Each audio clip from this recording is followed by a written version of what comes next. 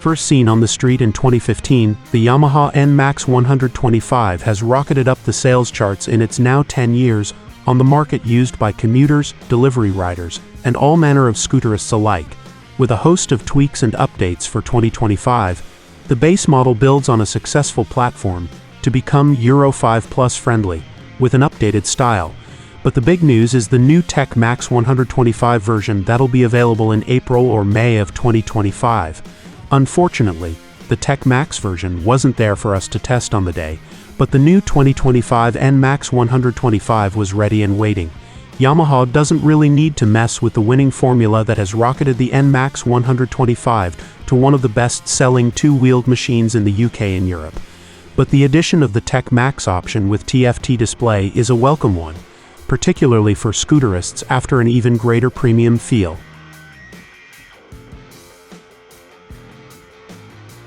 Engine. As far as little 125cc motors go, this liquid-cooled SOHC unit gets off the line surprisingly fast for 12 brake horsepower and 11 Newton meters. It only seems to run out of steam once you get to the 50 miles per hour mark, and will then continue on to a Yamaha quoted top speed of 60 miles per hour, though the indicated top speed on the Barcelona dual carriageways got to around 70 miles per hour, plenty to keep up with traffic in any case. Pulling up to a traffic light in a congested city center is the perfect way to describe riding the NMAX 125.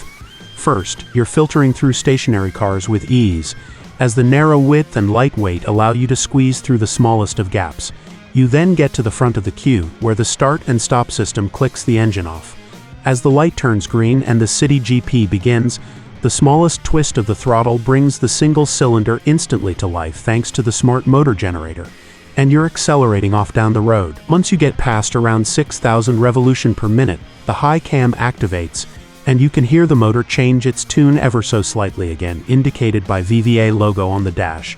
It's a combination of technology and simplicity that makes the plucky NMAX ultimately so fun to ride. The low weight is mostly all down low, so you can throw it into corners and enjoy carrying as much speed as possible through successive corners. Handling.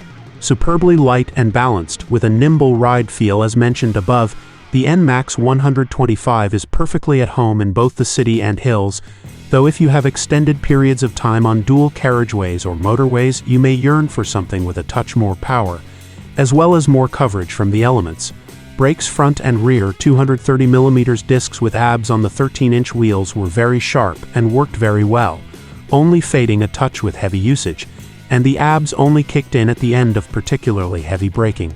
Suspension can be a bit firm, but I probably weighed the same as the scooter in full riding gear, and with a full rucksack under the seat. Whilst the suspension can be a bit firm over speed bumps and rougher terrain, that does translate into a direct feel when pushing on in corners, and with new suspension tweaks for 2025 you can excuse it somewhat. Larger riders should get on with this fine. I found good clearance for my knees from the handlebar, with enough legroom when legs are on the footboard or placed on the raised board up front, though sometimes I like to tuck my legs underneath me to get a full lean forward tuck, and that's not quite possible here. Smaller riders will find the waistline narrow enough to get a firm foot to the ground, but even if a little tilting action is needed, it's light enough to not cause concern at a red light. The stock screen didn't offer much in the way of wind protection for my 6 feet 3-inch frame, and my Ruroc EOX didn't quite do the job of keeping it quiet inside the helmet. I'd recommend the taller screen from the accessory catalog.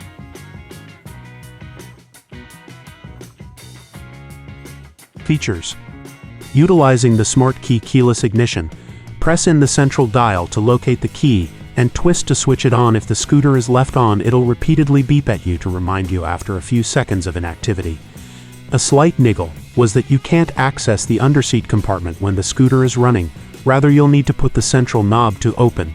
Dash is laid out well and relatively clear on the base model, featuring large simple indicator flashing portions that I really appreciated, though the dash is guilty of being a little bit too dark and difficult to read in direct sunlight. Fortunately, the TFT on the Tech Max would solve this if it's an issue for you. Worth noting that you can pair your phone to both, with the base model LCD showing you missed calls, texts, and battery percentage. As tested, the underseat storage doesn't quite have enough room for a medium or large helmet. No USB under seat, but there is one located up front in the cubbyhole. Commuting and delivery riding.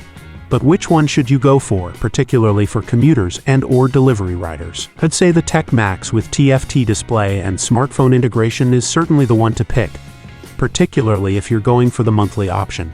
An extra £6 a month for the dash seems worth it. For storage, accessory top boxes are available, with the customary Scooter 23 3-liter storage compartment under the seat was not quite big enough to fit my Ruroc EOX medium or large helmet. Though it was close, it's certainly going to be enough for an open-face helmet and my rucksack on the day whilst riding.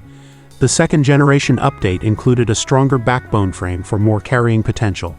Fortunately, there are 2 lockable helmet hooks on either side of the storage compartment if you're happy leaving your helmet hanging off the side and exposed to the elements. The left storage compartment has a USB-C socket within, handy for charging your device on the go, something that is particularly important for those looking to navigate the urban jungle, and particularly important for those who may want to use the scooter for delivery use. Other than the TFT display and accessory seat, there isn't much else to distinguish the two. I will finish here by saying the forged carbon storage surround is a nice premium touch, reinforcing that top-shelf feel from the Japanese giants.